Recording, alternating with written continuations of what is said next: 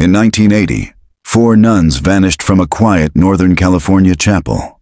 No bodies, no evidence, just silence. For 28 years, the church offered no answers, until one priest returned to the ruins, found a sealed air vent, and heard faint singing echoing from beneath the ground. Before we go forward, please subscribe to this channel, because what we uncovered next shocked everyone. The wind rolled over the mossy roof of St. Celestia's like a sigh from the forest. Father Malden stood on the cracked front steps of the rectory, a yellowed envelope trembling slightly in his hands. No return address, no seal, just his name. Father Thomas Malden, penned in delicate script. He knew that handwriting. Inside the envelope was a single sheet of paper, folded twice. The words were brief, written in blue ink that had faded along the edges. They didn't run away. They were punished. I was there. Come see me, Sister Lenora Ainsley, room 206, Street, Vincent Hospice, Eugene. He read it again. It had been decades since he'd last heard that name. Lenora Ainsley had once been the quietest nun at St. Celestia's, the one who rarely spoke and always kept her eyes down during meals and prayer. She had disappeared from the school a year after the incident in 1987, after Eva and Margot vanished. Back then, Father Malden had only just been ordained. St. Celestia's was his first assignment, a cold, isolated place tucked into the pines of northern Oregon. He had come hoping to serve, to do good, to make up for things he could never speak aloud. But the school had changed him, hardened him, haunted him. He still remembered the way the staff had gathered the morning after the girls disappeared. Sister Martina, the headmistress, her voice trembling as she insisted the girls had likely run away during the night. Father Calden, then the senior priest, nodding solemnly. No one questioned them, not officially. The sheriff's search turned up nothing, and the church quickly closed ranks. Within 6 months, the case was all but forgotten. St. Celestia's quietly shuttered its doors the following winter. The building was sold, then reclaimed by the diocese, and now sat abandoned, its windows dark and shattered. But Malden never forgot. Eva Castillo, brown eyes, a wild streak, always challenging scripture with hard questions and harder anger. Margot Flynn, quiet, artistic. She would draw in the margins of her Bible when she thought no one was watching. 2 girls from different worlds, both sent to St. Celestia's to be fixed. Both gone by morning. Now Sister Lenora had surfaced, and she was dying. Father Malden slid the note back into its envelope and reached for his coat. The St. Vincent Hospice sat on the southern edge of Eugene, tucked between a hardware store and a shuttered laundromat. It was the kind of place people entered quietly and rarely left. Room 206 was halfway down a tiled corridor that smelled of antiseptic and fading lilies. He knocked gently, then opened the door. Sister Lenora was smaller than he remembered. Her skin was paper-thin, stretched over sharp cheekbones. A breathing tube traced from her nose to a quiet oxygen machine humming beside her bed. Her hands were clasped over a worn rosary, and her eyes flicked toward him the moment he entered. "Father Malden," she rasped. He crossed to her side and gently sat in the chair beside her. "Sister, I didn't think you'd come," she whispered. "I didn't know you were alive." She tried to laugh, but it came out a wheeze. "Barely, but long enough." He hesitated. "Why now?" Sister Lenora's gaze shifted to the window. Outside, the clouds drifted low over the hills. "Because the things we buried don't stay buried. I see them still. I hear them." "The girls?" She nodded slowly. "Eva, Margot, you remember them. I never forgot. They didn't run away," she said again, more forcefully this time. "They were taken." "Taken by whom?" His voice tightened. "Not by strangers, not by the devil. By us." Silence stretched. After a long pause, Father Malden said quietly, "You need to tell me everything." Lenora's eyes welled. She reached to her side, pulled from beneath her blanket a small leather notebook. It was bound in red thread, brittle with age. She placed it into his hands. "I couldn't stop them. I didn't know how, but I watched, and I wrote. I kept everything, because one day, I thought God might send someone back." He looked down at the notebook. The first page was a date, March 3rd, 1987. And beneath it, "They told us the darkness was inside them, but I think it was in the walls." That night, back in his modest parish residence, Father Malden couldn't sleep. The notebook sat on the table beside a cold cup of tea. He had read only the first few pages, but it was enough to crack the shell he had spent years building around the past. According to Lenora's account, Sister Martina and Father Calden had initiated a ritual that was never sanctioned, something they called the cleansing. It was used only on girls they deemed defiant, girls like Eva and Margot. It involved fasting, isolation, and something else. Something behind a door that only they had the key to. One entry described hearing screams echoing through the chapel floor. Another detailed seeing Eva's shoes outside the cellar trap door beneath the altar. Shoes that had vanished by morning. Lenora had tried to speak once, and Sister Martina had locked her in the prayer closet for 2 days. After that, she stopped speaking and started writing instead. The notebook ended abruptly. The final page. "She begged me to tell someone. Margot. She said we were the only ones who could still hear God down there." Father Malden leaned back in his chair, heart pounding. He had to go back to St. Celestia's. The road to St. Celestia's School for Girls had narrowed since 1987. Pines crowded the cracked asphalt, and blackberry vines curled over the faded gatepost. The sign still hung, barely, its paint peeled, reading St. Celestia's, established 1896, with the rest obscured by moss. Father Malden parked his car by the old stone marker and killed the engine. For a long moment, he sat in silence, gripping the red-threaded journal Sister Lenora had given him. The forest around him felt still, but not empty. As he stepped out, a cold breeze stirred the pine needles. The air smelled of damp stone and old smoke. The main building stood beyond the gate, its roof partially caved in, windows broken like hollow eyes. A stone chapel rose behind it, cloaked in ivy, its bell tower leaning like a mourner. He hadn't set foot here in 35 years. Inside, the front doors groaned open with effort. The entry hall still bore the checkerboard tile and crucifix above the reception desk. Dust coated everything. The air was heavy, thick with mildew and rot. His boots echoed down the corridor as he made his way to the chapel. The sanctuary door resisted at first, then gave way with a crack. Moonlight poured through shattered stained glass, casting fractured saints across the floor. The altar remained, though the linens had rotted away. The crucifix behind it was intact, but tarnished. Malden stepped forward slowly. His gaze dropped to the floor beneath the altar, where a trap door had once been. Hidden beneath a woven rug he remembered laying himself. It was still there. He knelt and cleared the debris. The iron ring embedded in the wood was rusted, but intact. With a grunt, he pulled it open. Hinges squealed. A musty wave of air rose from below, cold, ancient, still. A narrow stone staircase spiraled downward into darkness. Malden hesitated, then clicked on his flashlight.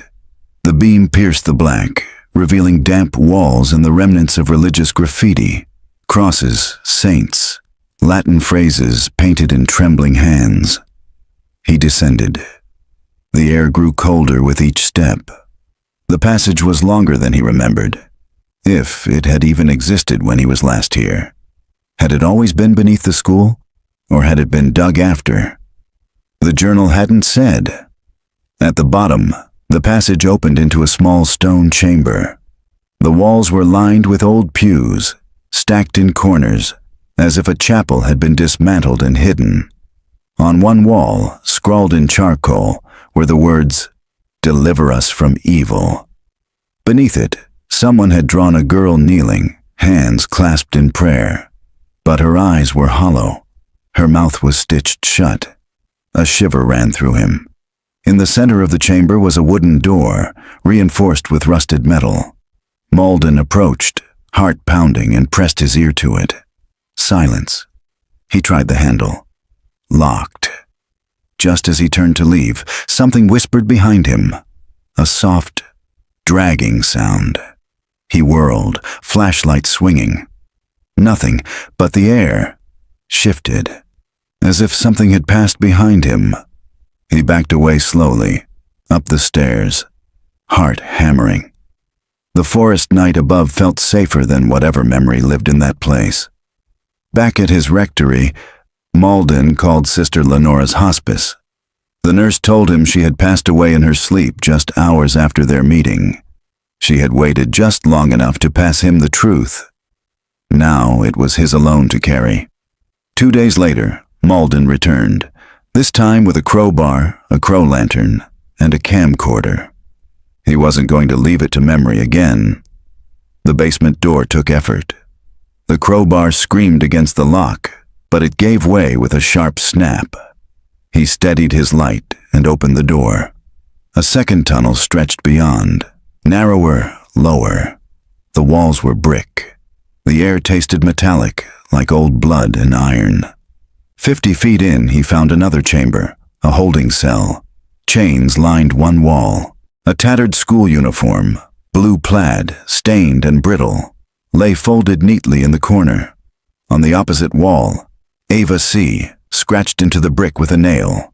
Malden staggered back, bile rising. He pressed a trembling hand to the wall. She had been here, alone, terrified, crying out to a God who might never have heard her. And then behind him, a voice, whispered, clear, young. We told them we weren't unclean. He turned. The tunnel was empty. Only the sound of his own breathing echoed back. The next morning, Father Malden stood in the St. Agnes Diocesan Archives, the red-threaded journal clutched under one arm. The air inside was still and dry, the kind of sterile silence only forgotten truths knew how to keep. The archives director, a stooped man named Brother Nile, glanced up from his catalog. "Can I help you, Father? I'm looking for records from St. Celestia's school, staff files, chapel maintenance logs, audio archives." Brother Nile's expression pinched. "That's a defunct site, Father. Most of those documents were boxed up and stored. Some were destroyed after the closure." Destroyed? Per diocesan discretion. The school was associated with difficult press, unsubstantiated claims. It was best to move on. Did those claims involve Eva Castillo and Margot Flynn? The name Eva Castillo froze Neil's fingers above the keyboard. "I recall the case. 2 girls disappeared under church custody," Malden said, voice low and firm. "And the church sealed their names away like a confession no one wanted to hear." Niall glanced over his shoulder, then sighed. "Come with me." Down 2 levels, in a sub-basement that smelled of dust and cardboard, Brother Niall led him to a locked storage cage. "These are analog tapes, personal logs, and archived confession records. Most haven't been digitized. If there's anything on the girls, it'll be in here." Malden sifted through shelves until he found a box labeled St. Celestia's. Audio, 1987. Inside were several microcassette tapes. One was labeled in shaky handwriting. Confession, Eva Castillo, March 2nd, 1987. His heart seized. He asked to use one of the diocesan recorders. Within moments, the machine whirred to life, and the tape began to play. Static Eva's voice, quiet at first, then rising. "They said I had darkness in me, that I was unclean, that my soul needed washing. But I think it's them who need washing, their hands, their mouths, their eyes. Pause. She breathes in sharply. They lock Margot in the closet when she cries. They whisper when the lights go out. Sister Martina. She has a key to something beneath the chapel. We're not allowed near it. Silence. If I disappear, Father. If you find this later, tell my mom I forgave her. She didn't know what this place really was. She thought she was saving me. Crackling. Please don't let them lock the door again. End of tape. Father Malden sat back, hands trembling. The tape clicked in the player, the sound harsh in the silence. Ava had known. She'd tried to speak. Her voice had echoed into the void and been buried. Until now. He returned to his rectory and made a copy of the tape. That night, he wrote a letter to the Archbishop of the Portland Diocese, requesting a formal inquiry into St. Celestia's historical practices. But he already knew the response he'd receive. Silence. 3 days later, he was proven right. The reply arrived by courier, short, polite, and void of accountability. Thank you for your concern. We appreciate your dedication to historical clarity. At this time, the diocese finds no grounds to reopen the matter. Respectfully, Archbishop Neilman. It wasn't unexpected, but it was final, and it meant the church had no intention of seeking the truth. That night, Father Malden returned to St. Celestia's alone, one last time. The tunnel beneath the chapel had more secrets. He was sure of it. He retraced his steps past the holding cell, deeper into the second tunnel, until he reached a wall that appeared solid but bore signs of plasterwork newer than the surrounding stone. He pressed on it. It gave slightly. With effort, he peeled it back. Behind the false wall was a second underground chapel. Crude pews, a makeshift altar, and, against the back wall, a mural painted in charcoal and ash. It showed 2 girls, holding hands, eyes turned skyward, and above them, written in a child's uneven hand, "He never came." But we prayed anyway. Malden dropped to his knees. The rain fell hard against the windows of the rectory as Father Malden returned from St. Celestia's, shoes heavy with mud, heart heavier still. He hadn't slept in over 24 hours. The mural of the girls, Eva and Margot, burned behind his eyes. He placed the copied tape and the red-threaded journal on the table and stared at the phone. He knew what had to be done. Before the silence could tempt him again, he picked up the receiver and dialed a number he hadn't used in 30 years. Hello. The voice was older, raspier than he remembered, but unmistakable. Irene Castillo, Eva's mother. Mrs. Castillo. My name is Father Thomas Malden. I used to serve at St. Celestia's when your daughter, Eva, was a student there. The line went still. I know who you are, she said finally, her voice calm but brittle. You sent us that letter after they vanished. Said you were praying for us. I was. I still am. She didn't respond. Irene, I believe I've uncovered something about what happened to Eva and Margot. Something real. I found... You found what? Her voice cracked. Not with anger, but with the grief of a mother who had never stopped waiting. A tape, he said softly. A confession Eva made. Just before they disappeared. Silence again. Irene, I'm not calling with closure. I'm calling with truth, and I don't think we're supposed to carry it alone. After a long pause, she said, Come tomorrow. I live in Springfield now, 219 Sayre Street. Bring the tape. The next afternoon, the rain had softened, but the sky stayed gray. Father Malden drove in silence, the cassette resting on the seat beside him. Irene Castillo's house was modest, faded blue siding, overgrown ivy, and a porch swing that creaked with the wind. She opened the door before he knocked. She was older, yes, but not fragile. Her spine was straight, her eyes tired, but alert. She led him into the living room, where a framed photograph sat on the mantel. Eva, 16 years old, smirking, hair curled, hands stuffed in her jacket like she didn't care, but her eyes gave her away. She had cared too much. I still set a plate for her on her birthday, Irene said without turning. Always will. Father Malden placed the tape recorder on the coffee table. This may be hard to hear. I've done hard, she said. Play it. The tape clicked. Ava's voice filled the room. The raw edges, the cracks in her breath, the quiet plea at the end. Please don't let them lock the door again. When the tape ended, the room stayed silent. Irene sat still, face unreadable, hands folded tightly in her lap. Then, quietly, she asked, "Why now?" Malden swallowed. Because the people who covered this up are still protecting themselves. Because a nun who once stayed silent finally found the strength to speak. Because someone has to finish what your daughter started. Irene nodded once, eyes shining but steady. She was never afraid of pain, just of being forgotten. She wasn't, Malden said. Not by you. Not by me. She turned her gaze to the photograph. What do we do next? Malden looked down at the journal in his lap. We open every door they locked, even if it breaks us. That night, Irene gave Malden something he never expected, a letter Eva had written, unsent, found hidden in her bedroom after the disappearance. The last line read, "If something happens to me, tell Margot's parents I love her. And tell Father Malden. I think he sees more than he says." Father Malden stood in the marble-floored lobby of St. Brannock's Retirement Abbey, the sound of Gregorian chant drifting softly through unseen speakers. The air smelled like wax and lavender. A young receptionist checked his name against the visitor list. "Bishop Emeritus Greer is in the solarium," she said without looking up.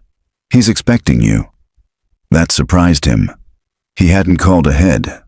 The solarium sat on the far side of the abbey, a glass-walled room filled with potted orchids and quiet sunlight.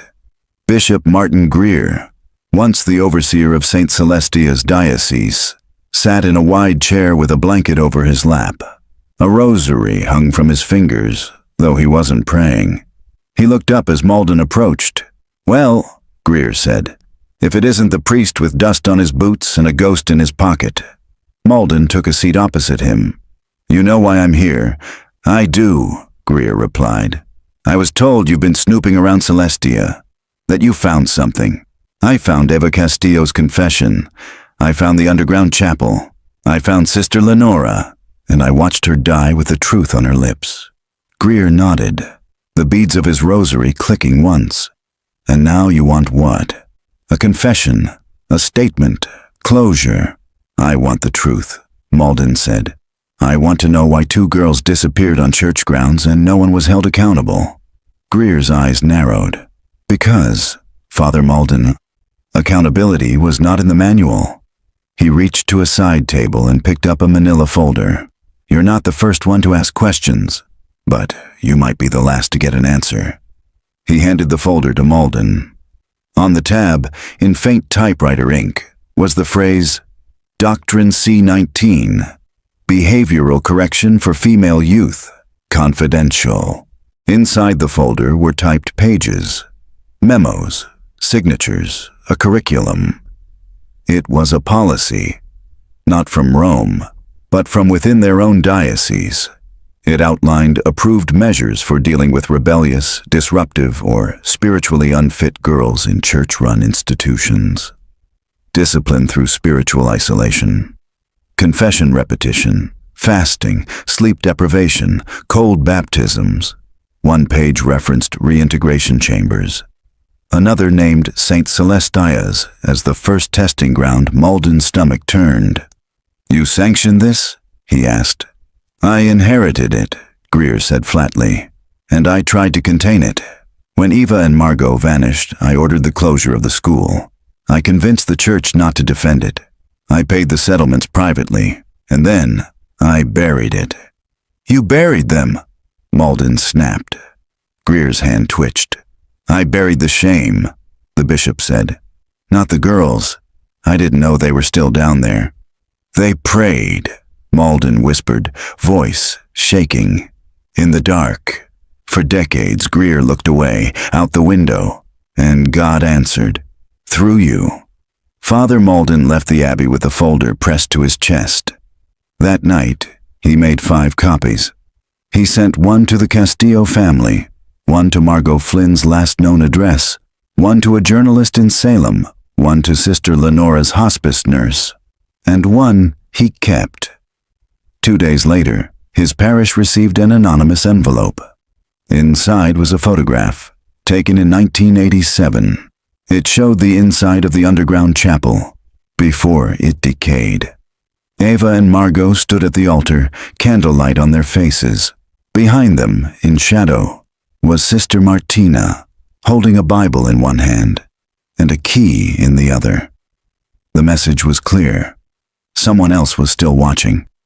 The photograph haunted Father Malden more than the mural, the tape, or even the doctrine, because it meant someone else had been down there. Recently. Someone with access, someone watching, and that meant the place was not done revealing itself. He returned to St. Celestia's at dawn. The sky was overcast, the kind of colorless gray that pressed on the lungs like a weight. Malden parked farther down the road this time, taking care not to leave tracks. He didn't want to be followed. He didn't want to risk losing whatever was still buried. This time, he brought a shovel and bolt cutters. He made his way down through the broken trap door, past the chamber with the etched cross and the mural, past the cell where Eva had scratched her name. As he stepped through the last known tunnel, something struck him. The stone wall to the right was smooth. Too smooth. Unlike the rest, this section was freshly sealed with concrete, not mortar. A crude cross had been drawn into the wall with red chalk. He dropped to one knee and tapped the wall with the metal handle of his flashlight. Hollow. It took him nearly 30 minutes to break through. The wall gave way slowly, coughing dust and shards of gravel. Finally, behind the broken layer, he saw it. A wooden door, blackened by time. It had no handle, only a carved phrase above the frame, in Latin, Porta ad penitentiam, the door to penance. He pressed his hands to the surface. It felt warm. That terrified him more than anything. Using the crowbar, he wedged open the edge. The door groaned, then cracked. The air that escaped was heavy with something ancient. Not rot, not decay. Something like old incense. And suffering. He clicked on his flashlight and stepped inside. The chamber was circular, smaller than the others, but taller. Candles, long melted to stubs, lined crude shelves. The floor was stone, carved in spirals. At the center stood a small baptismal font, filled not with water, but with dust and bones. Malden staggered back.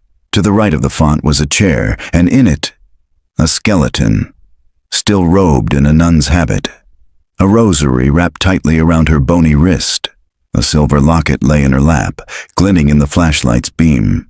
Malden stepped forward, gently lifted it. Inside, a photograph. Sister Martina, younger, smiling, and beside her, Margot Flynn. On the back, written in faded pen, I tried to save one of them. Suddenly the air shifted. Malden turned. A faint scratching sound came from the farther wall. He approached, breath held. Beneath the soot and age, he saw it. More handwriting carved into the stone. She didn't kill them. She tried to save them, but they locked her away too. We heard her singing long after she stopped breathing. The signature was a simple E. Malden sank to the floor beside the bones. "Sister Martina didn't flee," he whispered. "She was silenced." He looked up at the ceiling, at the flickering reflection from the flashlight, and for a moment, he imagined them all. Martina, Margot, Eva, singing. That night he reported the chamber to the police anonymously. He told them there was a forgotten crypt below the school. He didn't give his name. He didn't need credit. Only light. The next morning, the authorities sealed off the school. The church responded with silence. Father Malden stood at the edge of the forest a week later as bulldozers moved toward St. Celestia's ruins. He watched in silence as the place was leveled. Ash and stone returned to the earth. But before the first wall came down, he walked to the edge of the property and left something behind. The red-threaded journal. Ava's words, Lenora's guilt, and a simple note. They were not lost. We just refused to look. The summons arrived by courier, sealed with red wax bearing the crest of the Archdiocese of Portland. No words of greeting. Just a date, time, and location. Clerical Review Board. Internal inquiry. Attendance mandatory. Father Malden held the paper in his hand for several minutes before folding it once and slipping it into his coat. He already knew what it meant. They knew. The hearing room inside the archdiocesan offices was cold and deliberate. Mahogany walls, stone crucifix. A long table with 5 chairs, each occupied by a man or woman in clerical black, eyes sharp with authority. Archbishop Neilman sat at the center, a folder open before him. His voice was clipped, polite, practiced. "Father Malden, please be seated." Malden sat. "You have brought forth several claims involving defunct diocesan property, alleged misconduct, and unverified historical accounts." Neilman continued. "Do you understand the implications of what you've submitted?" "Yes." "Do you believe these matters are best addressed through ecclesiastical channels or in secular courts?" Malden met his gaze. "I believe the Church should address her sins before the world does." A faint murmur among the board. Neilman steepled his fingers. "And yet, you failed to report your discovery directly to us. You acted independently, entered a condemned site, disseminated documents to third parties." "I acted as a priest," Malden replied. "When the Church closed its ears, I opened my eyes." They questioned him for over an hour. About his time at St. Celestia's, about Sister Lenora, about the journal, the tape, the bones, the doctrine. When they brought up Sister Martina, he saw hesitation. Someone had recognized her name from old clergy rosters. The pieces were fitting together. Too publicly now to be buried again. Finally, Neilman leaned forward. "We cannot confirm the authenticity of all you've presented.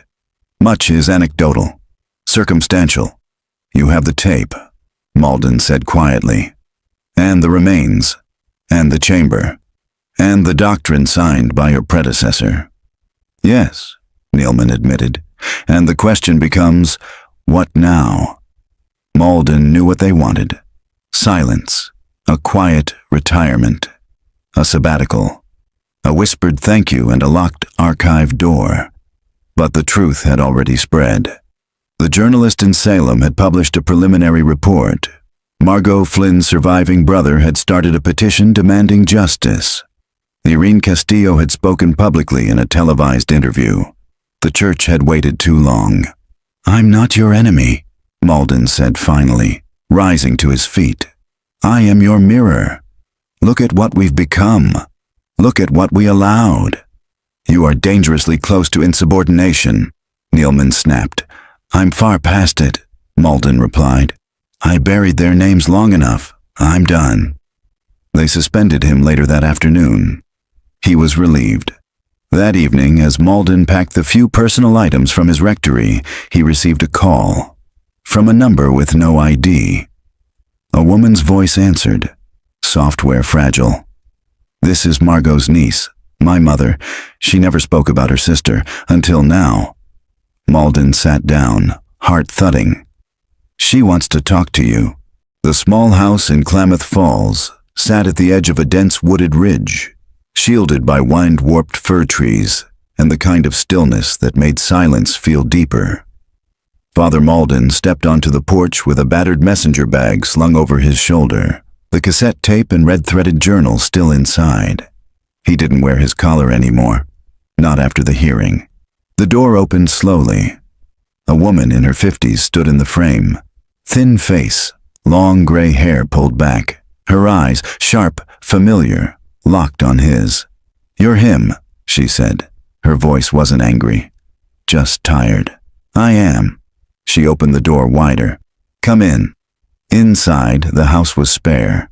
No religious symbols, no family photos, only a single frame on the mantel, a younger version of herself beside a girl no older than 16. Margot Flynn. "I'm Elena, Margot's sister." "I remember her," Malden said softly. "She was always drawing during liturgy. She tried to hide it behind her hymnal. She drew things she didn't understand, but she saw everything." Elena gestured to the table. On it was a small black box. "I've kept it all these years," she said. "The letters, the drawing, the photo the church said never existed." Malden opened the lid. Inside, folded carefully, was a sketch of the underground chapel, drawn from memory. The proportions were rough, but the details were impossible to fake. The spiral carved floor, the crude altar, the wall of crosses. "I've seen this," Malden whispered. "It still looks like this. Now." "She drew it in the weeks before she disappeared," Elena said. "Said she dreamt of a place beneath the ground where the prayers went but didn't return." Malden looked up sharply. "Did she ever talk about Sister Martina?" Elena nodded. "She said Sister Martina wasn't like the others, that she used to sneak the girls bread, leave notes under their pillows, and the night before Margot vanished, she gave Margot a key." Malden's breath caught. "What kind of key?" "A silver one, with a star-shaped bow." He pulled out the photograph he'd received anonymously, the one showing Sister Martina holding a Bible in one hand and something indistinct in the other. Now he realized what it was. The key. "She meant for Margot to get out," Malden said. "She must have known what was coming." Elena reached beneath the table and slid forward a wooden music box. "She did get out," she said quietly. "At least, part of her did." Malden stared at her, confused, until she opened the box. Inside was a tape, an old mini-cassette. "It came in the mail," Elena said. 10 years after Margot vanished. No return address, no note, just this. "Did you ever play it?" Elena hesitated. "I was afraid." Malden reached for the player from his bag, inserted the tape, pressed play. Click, static. Then, a girl's voice. "My name is Margot Flynn. I'm underground. I think it's been 3 days, maybe more." A pause, ragged breathing. "If someone finds this, please tell my sister Elena. I tried to escape. I followed the tunnel, but the door was locked. They came for Ava. I heard them. They took her somewhere else." Another long pause. A quiet sob. "I still have the key, but it's no good if you can't find the door. Sister Martina tried to help us. She left us food, but someone found out. She was taken too. There's another way out, past the chapel, through the dry well, but you have to crawl. Please, find us." Tape ends. Malden sat in stunned silence. "She survived," he said. "Longer than we thought." Elena nodded. "You said the school is gone, but is the land still closed?" "Temporarily. The church is reviewing ownership. They haven't declared it sacred or historical. Yet." "Then we can go," Elena said. Malden blinked. "Go." "To the well," she said. "To the crawl space. Whatever's still there, I think she left something. Maybe a way out, for us too." The ruins of St. Celestia's looked different under a gray pre-dawn sky. No longer a place of denial or silence. It felt raw now. Unearthed, truth hanging in the air like fog. Father Malden stood beside Elena Flynn, both wrapped in heavy coats, boots crunching over shattered timber and stone. Police tape fluttered uselessly in the breeze. "This way," Malden said, leading her past the remnants of the chapel foundation and into the shadow of what had once been the school's east wing. Beneath it, half covered in debris, was the well. It was narrower than Malden remembered, just a circle of crumbling stones, black with time. The boards that once covered it had rotted away. "I don't know how she would have fit through this," Elena murmured, crouching beside it. "But if she said it led somewhere, we have to try." Using ropes and a lantern, Malden lowered himself into the shaft first. The air turned cold within seconds. The interior was lined with stone and moss. About 15 feet down, he reached a ledge, flat, barely wide enough to crouch. A crawl space, just as the tape had said. Elena descended next, moving slower, more cautiously. She joined him at the ledge and peered into the horizontal gap that yawned before them. "It's not natural," she said. "This was dug." Malden nodded. "Someone went to great effort to keep it hidden." They entered the crawl space one at a time, Malden leading, flashlight clenched between his teeth, hands and knees scraping over rough stone. The space twisted, dipped, and narrowed in places. Roots dangled from above. At one point, the floor dipped into shallow, murky water. Elena gasped behind him. "I see something up ahead." Malden reached it first. A chamber, small, round, hidden deep beneath the ruins. In the center stood a wooden crate, half-rotted but intact. Carved into the lid in careful, childish script, "For Elena." M. Malden helped pry it open. Inside, a stack of drawings wrapped in cloth. Images of the underground chapel, the crawl space, Sister Martina holding the key. A journal with water-stained pages. Margot's handwriting. A small silver star-shaped key, tucked into a pouch. And finally, a folded letter. "If you found this, I made it further than they thought I would. Maybe you're my sister. Maybe you're Father Malden. Maybe you're someone I never met. But know this. We prayed every day. Not for rescue, but for witness. For someone to see what was done in his name.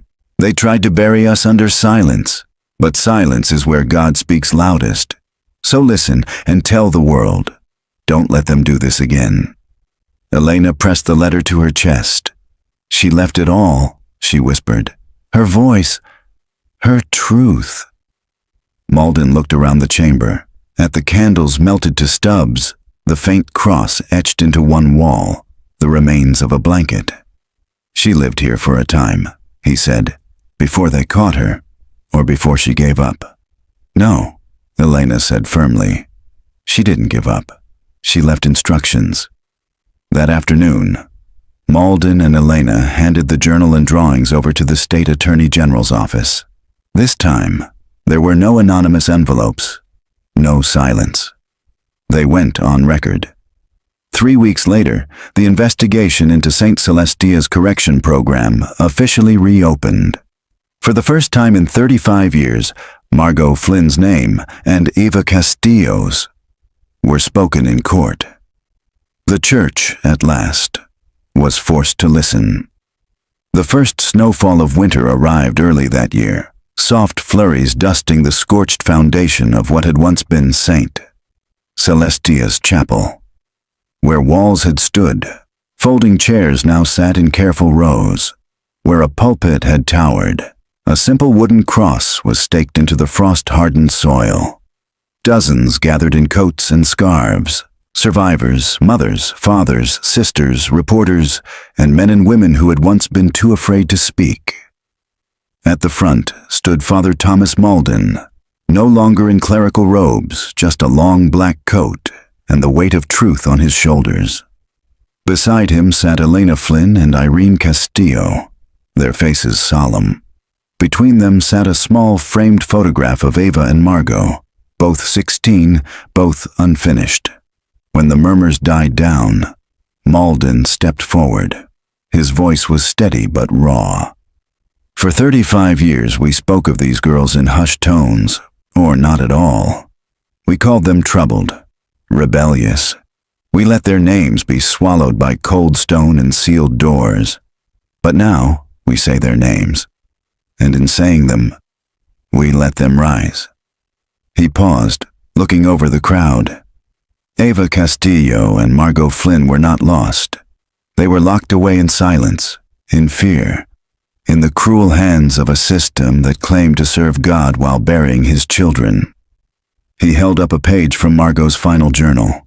Margot wrote, "We didn't pray for rescue, we prayed for witness. Today, we are that answer, not perfect, not worthy, but here." He closed the book. Let the silence breathe. And so, we gather, not to lay them to rest, because they never rested, but to lift them up and to promise no child, no sister, no soul under God's roof will ever be forgotten again. The wind stirred. The snow fell thicker now, but no one moved. One by one, names were read aloud. Not just Ava and Margot, but others suspected, documented, whispered, girls and women who had vanished under church custody and were never searched for again. As each name rang out, a small bell was struck.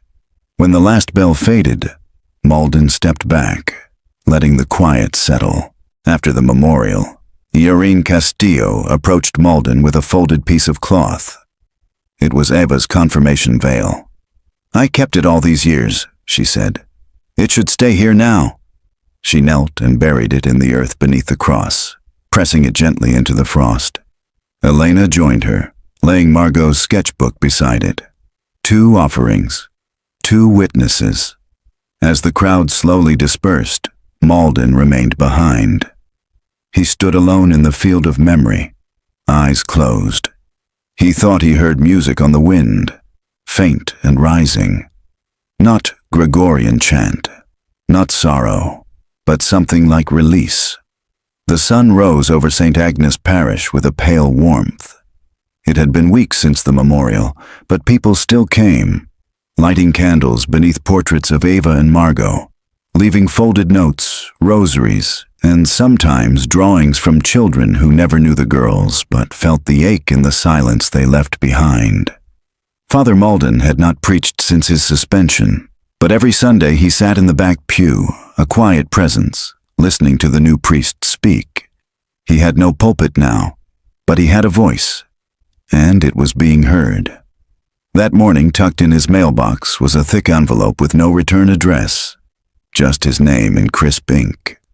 Inside, a typed letter, formal and cold, a handwritten note, brief and aching, and a second folder, nearly identical to the correction doctrine he discovered weeks ago. He scanned the typed page first. To Father Thomas Malden, "This is not an admission of guilt. It is an acknowledgement of pain. The Church must now reckon with the sins she allowed to grow in her shadow. The enclosed documentation is from our archives, restricted files dating back to 1974, when correctional methods were first tested at St. Celestia's. This material is not public. It is placed in your hands because your silence could not be bought, and because some of us remember what it means to shepherd, not shield." A friend of the cloth. The second note was in a woman's hand, slanted and deliberate. "You heard her voice. I buried mine. But I was there. I watched them take the key from Sister Martina's neck. I heard Ava praying for a mother who never stopped looking. I saw Margot draw crosses on the walls to count the days. I am not innocent, but I'm not gone, and neither are they." Sister Eloise Father Malden's hands trembled as he opened the second folder. Inside were documents marked "Classified, Eyes Only," including test logs on psychological conditioning at religious schools, confession transcripts of girls labeled unrepentant, letters from concerned clergy that were never answered, and a final memo from 1979. Due to the risk of reputational harm, all records of corrective isolation chambers are to be sealed under Canon 489 and reviewed in 2050. Another 21 years of silence. Had no one spoken. That afternoon, Malden contacted Elena Flynn, Irene Castillo, and the journalist in Salem. He forwarded the documents, scanned every page, and submitted them to the state commission now reviewing all cases tied to St. Celestia's. This time, the church would not control the story. That night, he lit 2 candles, one for Eva, one for Margot, and then he lit a third, for Sister Martina. In the quiet of the chapel, he finally whispered the prayer he hadn't been able to finish in years. Lord, forgive us, not because we didn't know, but because we did, and we stayed silent anyway. The hearing took place in a state building made of steel and glass, modern, cold, unblinking. The Oregon Special Commission on Institutional Abuse, seated before a packed audience of families, press, legal observers, and former church officials, had convened to address the newly uncovered atrocities at St. Celestia's School for Girls. At the center table sat Father Thomas Malden, wearing a plain black suit and no clerical collar. He had been under oath for nearly 2 hours.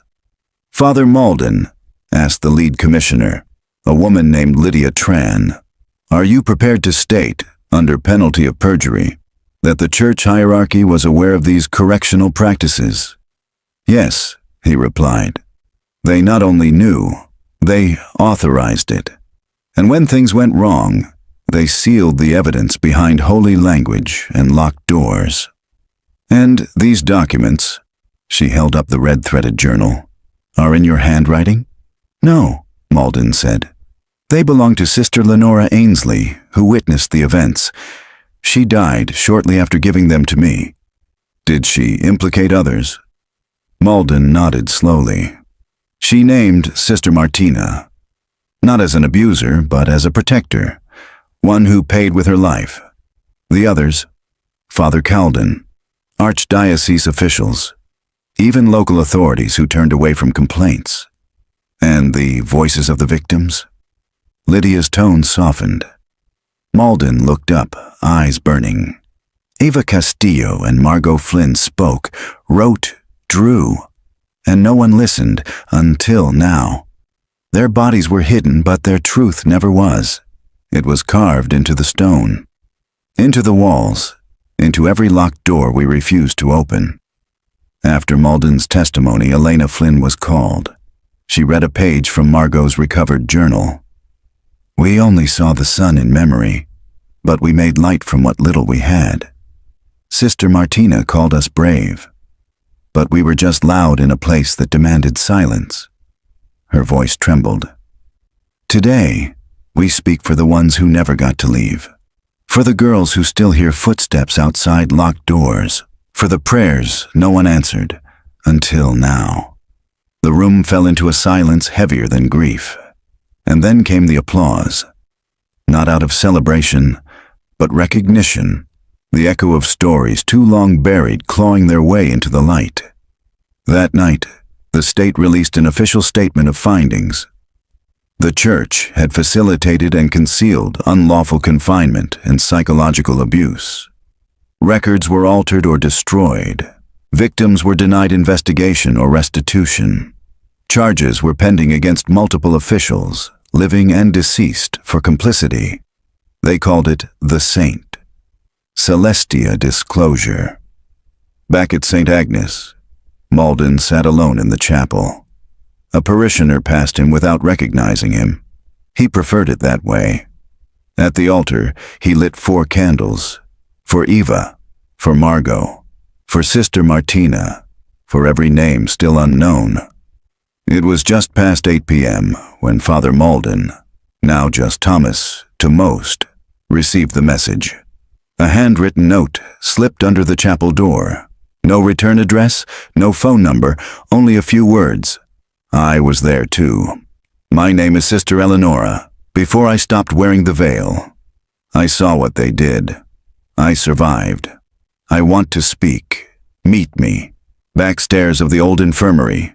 Friday, midnight. Friday, midnight. The St. Celestia's infirmary still stood. Barely. It hadn't been demolished like the chapel. The state wanted to preserve it as a historical exhibit, a site of record.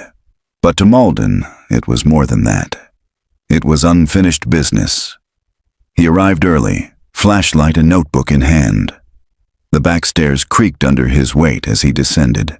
The basement was damp, thick with mold and memory. A single beam of moonlight slipped through the boarded windows. And then, he heard the breath. Not a ghost, not a trick of silence. A real person. She stepped from the shadows slowly. Mid-50s, deep lines, short salt-colored hair, eyes that had known too many locked doors. "I'm Eleonora West," she said. "I was 12 when I was taken to St. Celestia's. I never wore the veil, but I learned to bow." Malden stepped forward gently. "Why come now?" She looked away. "Because I watched Eva and Margot get dragged down the east corridor.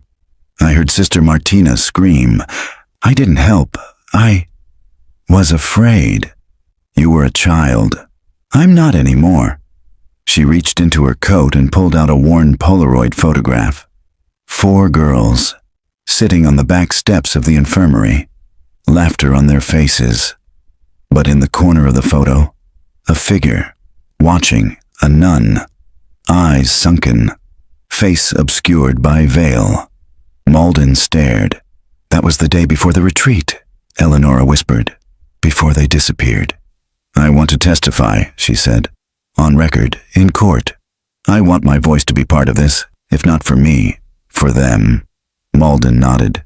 "I'll help you." Later that night, he recorded her full account, her first confession in 35 years. She had been punished for asking too many questions, locked in closets, denied meals. She once escaped into the crawl space but returned when she heard another girl sobbing below the vent. She heard Margot call her name through the grate. She asked if it was raining. I said no, and she said, "Then I'll wait." The next morning, Malden delivered the recording to the Special Commission. Sister Eleonora West became the 5th named witness in the St. Celestia disclosure. Her story confirmed what few had dared claim: that Eva and Margot weren't alone. There were others, some buried, some silent, some still watching. The day after Sister Eleonora's testimony was submitted, the Oregon State Commission reopened its records on similar institutions across the state.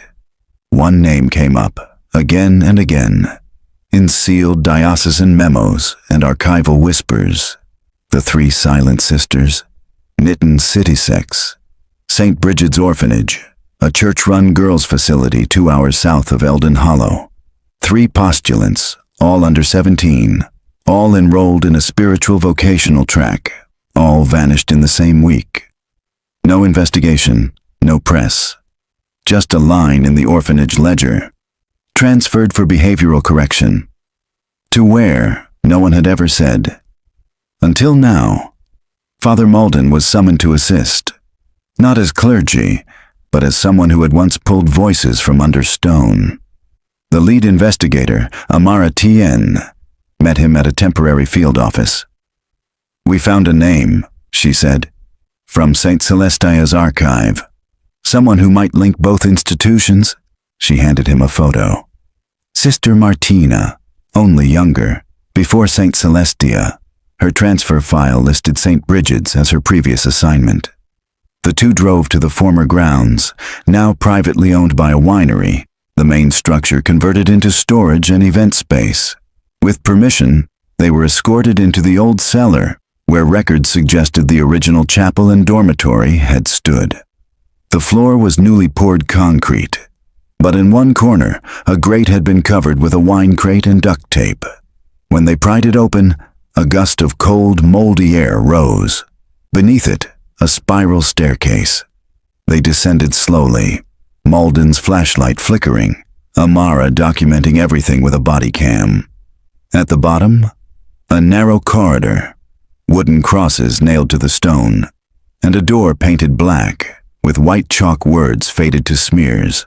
But Malden could still make out one name, faint and curling. Sister Terrace, his breath caught. His sister. "No," he whispered. "That can't be right." Amara looked at him. "Your sister was never linked to St. Bridget's." Malden shook his head. She wasn't. She was taken from St. Celestia's. They opened the door. Inside was a single cot, a rusted wash basin, and a wall etched with lines, hundreds of them. Like tally marks, like days. On the floor, half buried beneath debris, was a small leather-bound book. Not a Bible, a ledger. Inside, rows of names, dozens, each marked with a date. Some crossed out, some circled. Among them, Anna Bryce, Helena Moore, Clara Jean, all marked as silent, removed, and on the final page, scrawled in uneven pen, "They stopped praying." But I didn't. I remembered what Sister Martina said. If they erase your name, write it again. If they take your voice, hum the hymn. Amara touched Malden's arm gently. "We're not dealing with one site," she said. "We're looking at a network." Outside, the sun broke through gray clouds, but neither of them noticed. Because beneath Oregon's holy grounds, more voices were still waiting. The tip came anonymously. A single envelope mailed to the State Commission. No return address. No fingerprints. Inside, a photograph, grainy, black and white, of a confessional booth, heavily worn, surrounded by collapsed pews. Scrawled on the back, St. Josiah's, Southwest Wing, sealed 1981. They hid it inside. At first glance, no one knew what it was, but Father Malden and Amara Tien had seen enough in the past 2 months to recognize a pattern. Confession booths, tunnels, storage sheds, not for prayer, but for silence. St. Josiah's hadn't been active in over 40 years. Built in the 1920s, it had served as a remote parish, orphanage, and retreat for clergy facing spiritual fatigue. It closed in 1982, citing foundation issues. Since then, it had stood abandoned in a dry valley near Mackenzie Bridge, choked in moss and silence. That morning, Malden and Amara crossed the broken threshold together. The air inside was heavy, not just with mold, but with memory. They passed through a half-collapsed nave into the southwest wing, where a long corridor of confessionals lined the wall. Most were broken, doors missing, booths gutted by vandals. Except one, the final booth. It was intact, the door nailed shut, a rusted cross bolted across it like a warning. Malden ran a hand over the surface. "Whoever sealed this didn't want anyone listening," he said. "Or they wanted to trap what had already been said," Amara replied. They pried the door open with crowbars.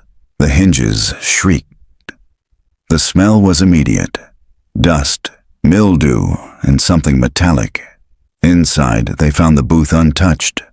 On the bench sat a wooden box, its lid cracked. Inside, wrapped in oilcloth, a small silver crucifix, a cassette tape, labeled simply, Confession A.H., and a sealed envelope. Malden opened it. The handwriting was small, careful. "My name is Anna Bryce. I was taken from St. Bridget's in 1976. I was told I was chosen for obedience training. I was brought here, alone. They called it spiritual conditioning. I called it something else. Waiting to die with God's name in your mouth. I confessed every day, not to be forgiven, but to be remembered. Sister Martina came once, left me a cross, said I was not forgotten. She was gone the next day.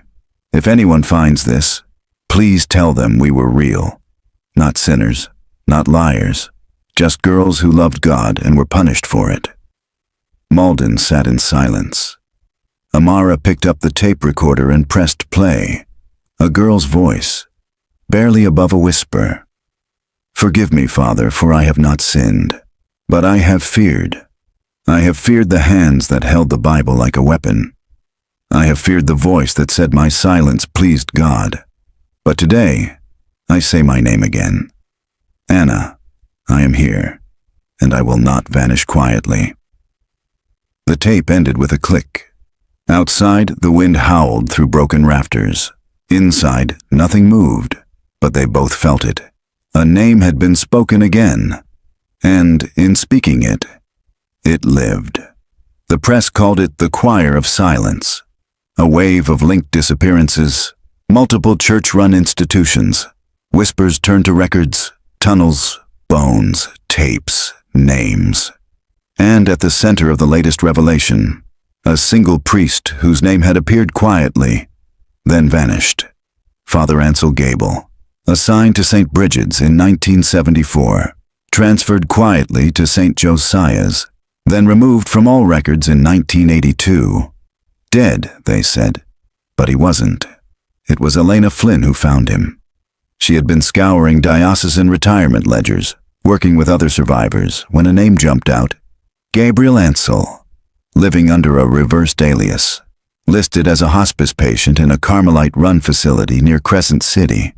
When Malden received the call, he drove 5 hours straight.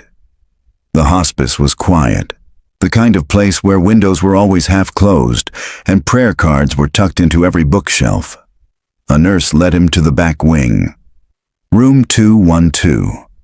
A man in his late 80s sat near the window, wrapped in a shawl, sun falling across thin, weathered hands.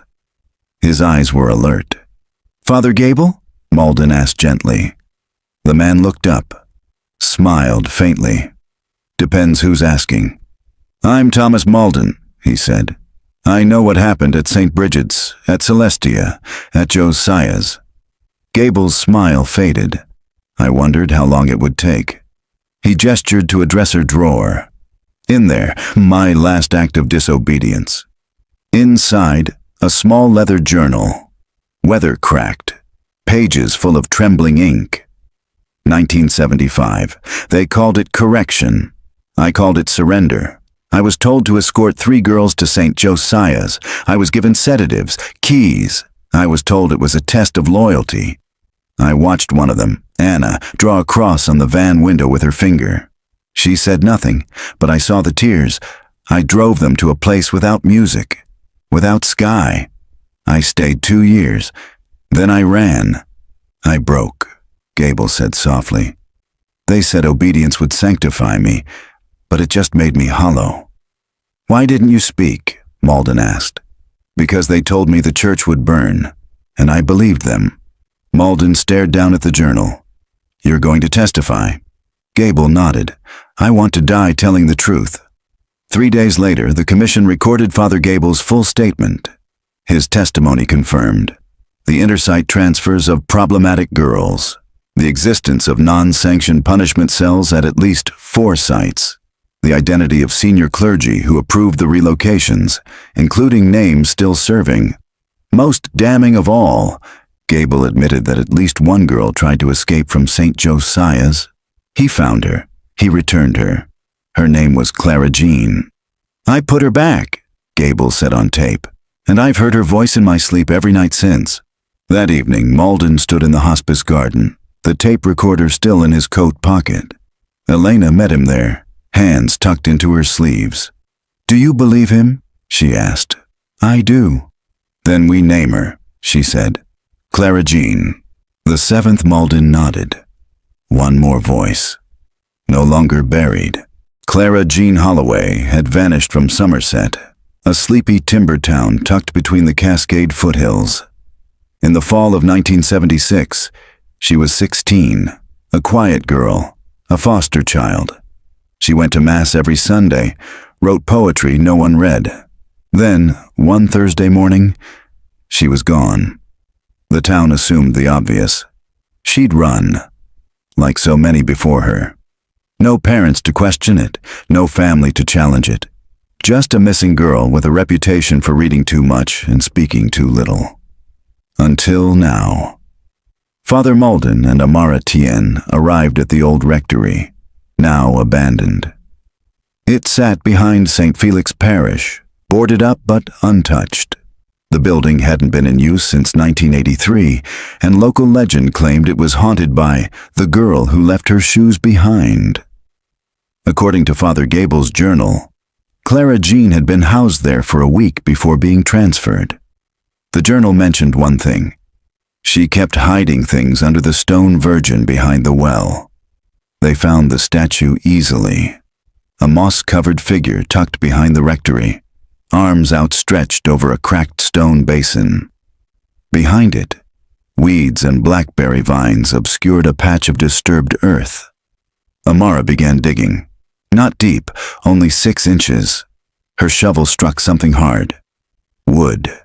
They unearthed a small metal box, rusted at the hinges.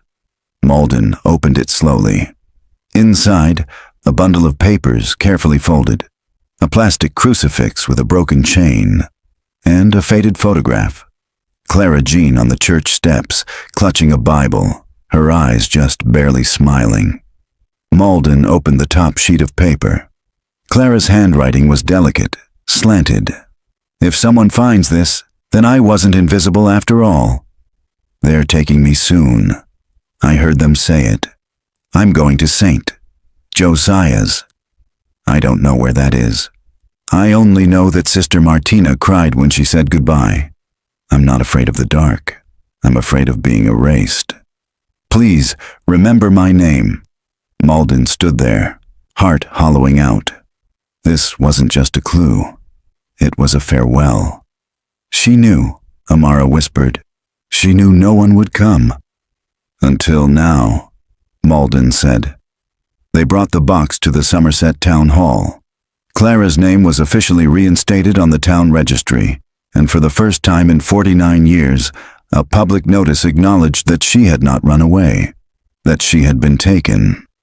Days later, her photograph appeared on the front page of the local paper beneath a headline that read, "The Girl Behind the Virgin, Clara Jean's Voice Unearthed." That Sunday, St. Felix rang its bells again. Once for every year she'd been gone, 49 times, and the town that once called her a runaway stood silent and listened. The call came just after sunrise.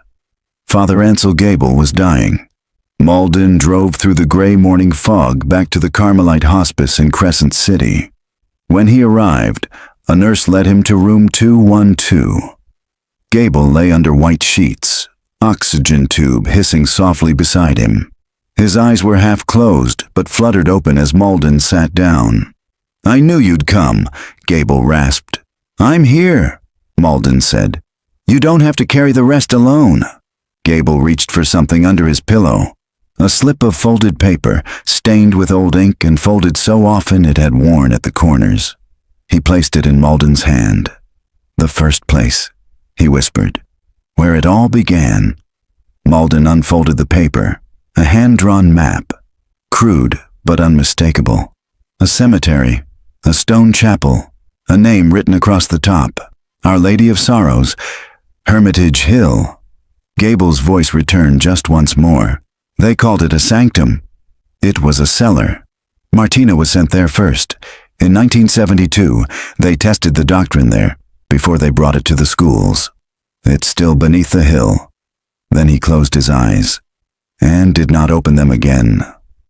Malden left the hospice an hour later, the paper gripped tightly in his hand. That evening, he and Amara Tian arrived at Hermitage Hill Cemetery, 20 miles outside Ashland. The graveyard was active, still maintained by the church, but the stone chapel at its center had been closed for decades. The local diocese had labeled it structurally unstable, and visitors were discouraged. They ignored the signs. The chapel door was sealed with a rusted chain. Amara picked it. Inside, the air was thick with mold and incense residue. Crumbling pews leaned inward. Stained glass windows were cracked, casting strange patterns over the stone floor. Malden walked to the altar and stopped. Beneath it, faint but real, was a trapdoor. He dropped to his knees, cleared away the dust, and opened it. Beneath the chapel was a stone stairwell, leading into darkness. The steps descended far deeper than expected. As they reached the bottom, their flashlights swept over a series of small stone cells, 7 in total, each no larger than a closet. At the center of the underground chamber was a stone pillar with carvings in Latin. Amara translated aloud, "To break the spirit, humble the body, to redeem the soul, silence the voice." "This was never a sanctuary," Malden said. "No, Amara replied. It was a prototype. Inside one of the cells, they found a carved inscription, MR 1972. I am not silence. I am the psalm no one sings. Amara turned to him. Do you think that's... Martina, I think this is where they taught her how to disappear. The next day, the state issued an immediate order. Hermitage Hill Chapel would be locked down and excavated as a crime site. News of a pre-doctrinal test chamber beneath an active church cemetery sent shockwaves through the country. This wasn't just a scandal. It was a design. Father Gable's final map became Exhibit A in a federal investigation into organized ecclesiastical abuse stretching back to 1972. His death became a footnote in the paper, but his testimony cracked the foundation of the entire system. The Portland Archdiocese building loomed in white stone and sharp edges. Modern glass layered atop centuries of tradition. On the top floor, behind tall frosted doors, Archbishop Roland Veda ruled with the quiet precision of a man who knew when to speak, and more importantly, when not to. He had been an aide at Hermitage Hill in 1972. Just 19, a seminarian. His name was in Gable's journal. And now, he was the highest-ranking prelate still active in Oregon. Father Malden arrived uninvited. The receptionist was flustered. I don't have an appointment for you, Father. I'm not here as a priest, Malden said quietly. I'm here as a witness. The door opened anyway. Veda's voice came calmly from within. Let him in. The Archbishop's office was pristine. Nothing personal, nothing sacred. No crucifix on the wall. Just ledgers and file cabinets. Veda stood beside the window, hands clasped behind his back, watching the city. Thomas Malden, he said, the voice of the buried. And you, Malden replied, the architect of their silence. Veda turned. I was a boy, just a novice. I delivered water, books. I never entered the lower level. But you knew it was there. Veda didn't flinch. Yes. Silence stretched. Malden stepped forward, laying a folder on the desk. Inside, a copy of Gable's journal, the map to Hermitage Hill, and the names of the 7 known girls taken between 1972 and 1981. Say them, Malden said. Veda's jaw clenched. What purpose would that serve? It would mean someone inside this church finally said their names aloud, not to bury them in doctrine, but to lift them into truth. The Archbishop exhaled slowly. Do you think I don't carry their names every day? Malden stepped closer. I think you carry your legacy, and you're praying someone else will take the fall before it stains your robes. Veda walked to the desk, lifted the folder. I have already submitted my resignation to the Vatican, he said. It will be announced by month's end, quietly, without scandal. Not good enough. I'm not here for your approval, Father. Malden's eyes burned. Then stand in the ruins of Hermitage Hill. Speak to the press, to the families. Tell them what you saw. Admit what you allowed. Veda turned back to the window. I'm a man of God. Malden's voice was steel. Then act like one. That Sunday, the Archbishop of Portland did not appear for Mass. Instead, a recorded message was played from the pulpit of St. Cecilia's Cathedral.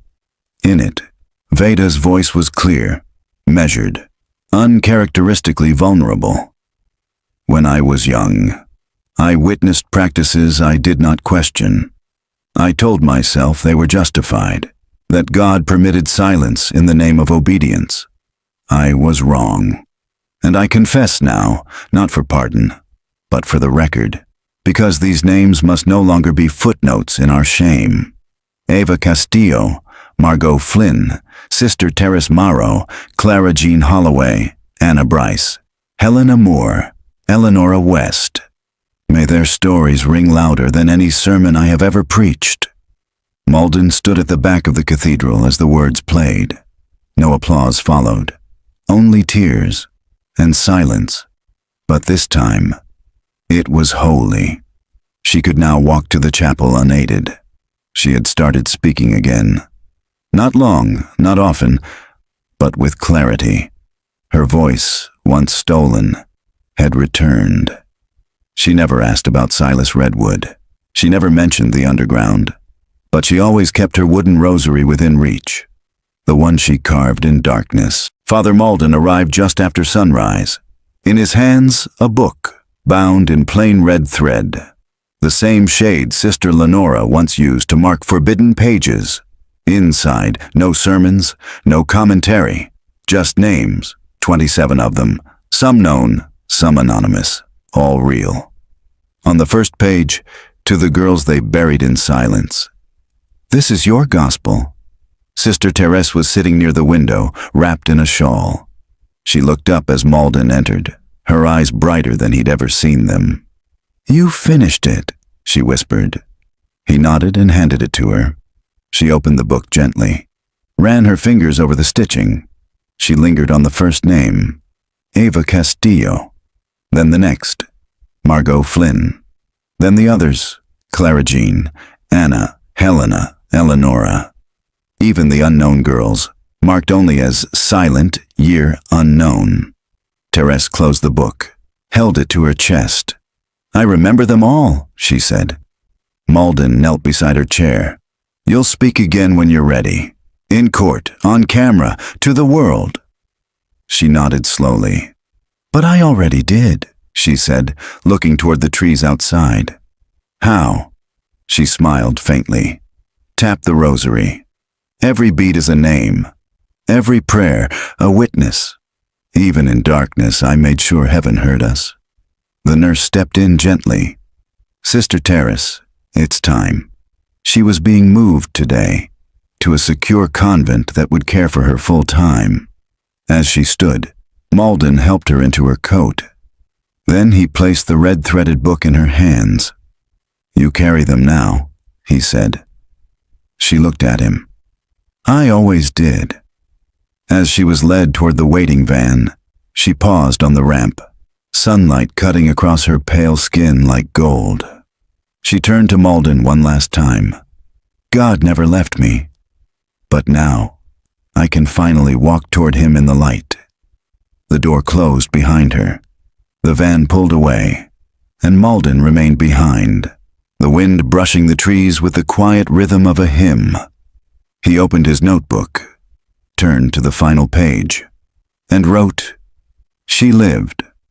Then, beneath it, "And because she did, so will the others."